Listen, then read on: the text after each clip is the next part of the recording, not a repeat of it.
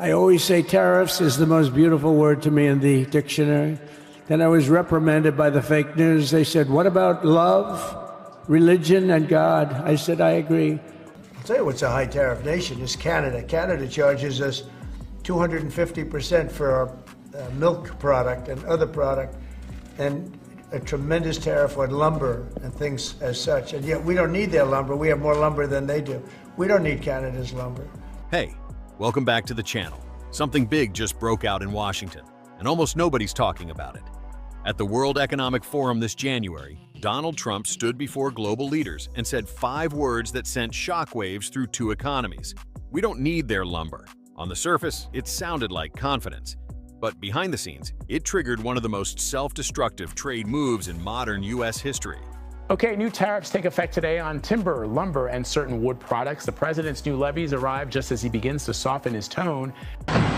As with other commodities, the price of lumber tends to fluctuate. But over the past year and a half, lumber costs have trended in one direction, up. They went up 21%, and then another 21, and then another 21, and we went on a record run of price increases in the lumber side of things. Within weeks, Trump's team announced a plan to raise tariffs on softwood lumber from Canada to 55%, later climbing to a combined 59.5% once all penalties kicked in. It was sold as a Made in America victory, a bold defense of domestic industry. But what if that wall of tariffs didn't protect America, and instead trapped it? Because here's the twist. The U.S. housing market, the same one these tariffs were supposed to help, is built on Canadian wood. You know, when they're saying we're dumping wood, the fact is U.S. needs to import wood. It cannot produce enough wood on its own. It has to import because it can't produce it. And as they've put duties on Canadians, our share went from 30% down to now we're running at about 23, 24%.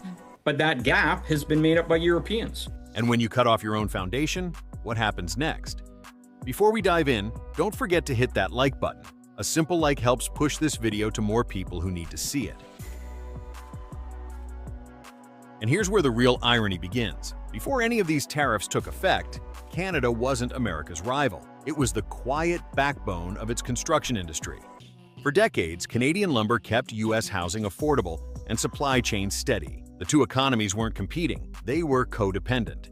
Roughly 80% of all softwood lumber imported into the United States comes from Canada, about 12 billion board feet every year, or nearly a quarter of total U.S. consumption.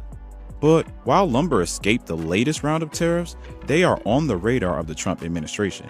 Canada accounts for about 85% of all U.S. softwood lumber imports and represents almost a quarter of U.S. supply. We're going to build our future with American hands, with American heart, American steel, and we're going to build it with American pride like we used to. I think there's a little misconception because there is already a lumber tariff in place for the Canadian side. And so these new tariffs that were being proposed would be in addition to an already existing tariff. Most of that wood, between 70 and 80%, goes directly into the framing of American homes, schools, and offices. It's not a luxury import, it's structural. Even if the U.S. stopped exporting wood altogether, there would still be a 7% supply gap, meaning the country simply can't build enough with domestic timber alone. To fill that shortfall, the U.S. Forest Service would have to increase harvesting on federal land by 450%, something that hasn't happened since the 1980s, and would face enormous environmental and political pushback. Replacing the 25 million cubic meters of Canadian lumber would require building around 75 new sawmills, demanding more than 12 times the total capital investment the U.S. industry has made in the last 15 years. In short, this wasn't a fight against a competitor. It was a blow to the very supply chain that keeps America's homes standing. Still with us? Hit that subscribe button so you don't miss what's next. And when that backbone began to crack, the shock didn't stop at the border. It hit home, literally. What was meant to punish Canada quickly turned into a hidden tax on Americans themselves. Within months of the tariff hike, construction costs across the U.S. began to soar. Lumber is not just another material. It's the frame of every new home, every apartment complex, every school project. When its price doubles, everything built on top of it does too. According to the National Association of Home Builders, NAHB, the average cost to build a single-family home jumped by $10,900 due to the new lumber duties. The Brookings Institution estimated total housing investment costs rose by $30 billion, with nearly 90% of that burden falling on new construction. Even the incremental increase, from 14.5% to 34.5% in duties, added roughly $23.4 billion in extra expenses across the 3.9 million homes already missing from the American housing supply. And if the full 5% tariff holds, that cost per home could climb to $13,500, widening what many economists call an affordability gap that's already at crisis levels. The U.S. housing market is short by 3 to 5 million units, and these tariffs don't just raise prices, they slow down building altogether. Projects are paused, contractors are cutting orders, and developers are quietly shelving plans. In the end, the trade war meant to protect American workers is pricing millions of American families out of their own homes. But this is where the story turns from costly to paradoxical. Washington's America First strategy, meant to shield domestic industry, ended up revealing a deeper truth. The United States simply doesn't have enough lumber to protect. Since the 1990s, when logging on federal land was sharply reduced, America has never come close to full self-sufficiency in softwood production. The numbers haven't lied for decades. The gap has only widened. Even under maximum harvesting scenarios, the U.S. Forest Service, USFS, estimates the country would still fall short by more than 3.2 billion board feet every year. That missing volume can't be filled overnight, because it's not just about cutting more trees. It's about environmental limits, local resistance, and politics. In timber-rich states like Oregon and Washington, stricter environmental laws and fragile ecosystems have turned increased logging into a political minefield. No administration wants to face the backlash of undoing decades of conservation policy. Meanwhile, the construction sector, responsible for nearly 6% of U.S. GDP, is now scaling down projects and delaying entire housing developments across California, Texas, and Florida.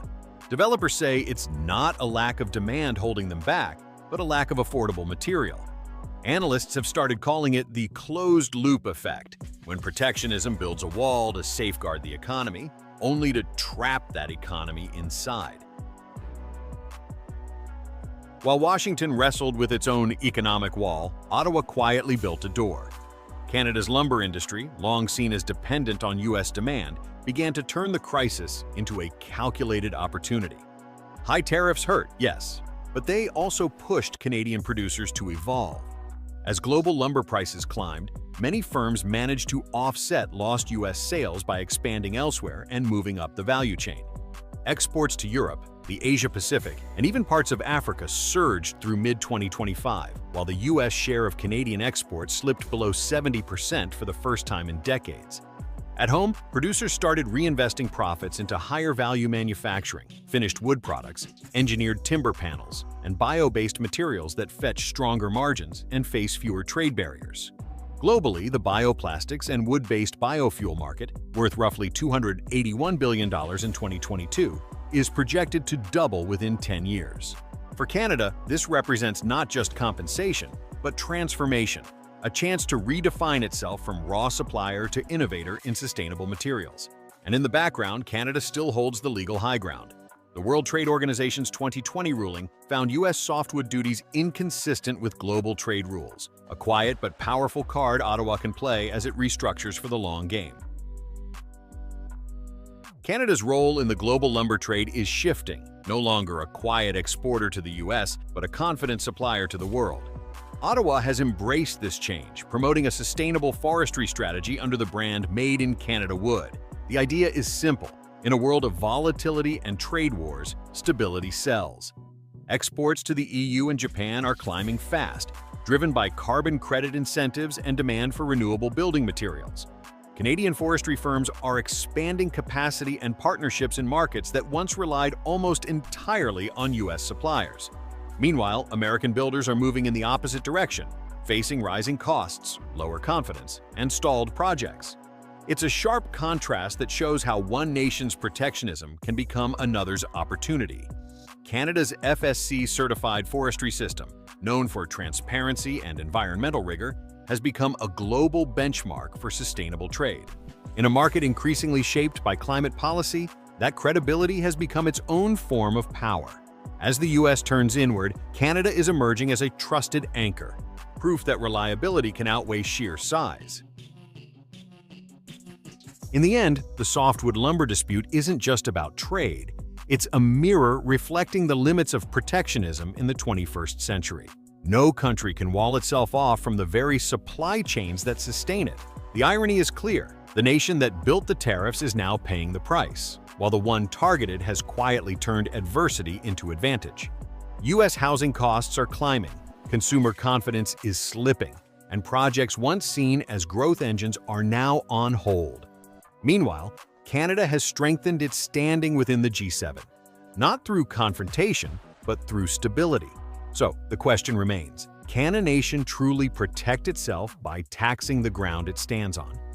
Thanks for sticking around. If you found this valuable, like and subscribe to support more content like this.